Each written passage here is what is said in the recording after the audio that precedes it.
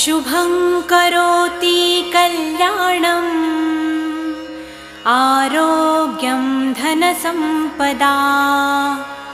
शत्रुबुद्धिविनाशाय दीपज्योति नमोऽस्तुते। दिव्यादिव्यारे दीपत्कार कानी कुंडलमोतीहार दिव्याला पाहून नमस्कार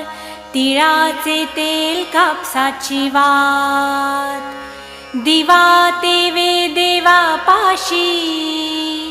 उजेड पडे विष्णूपाशी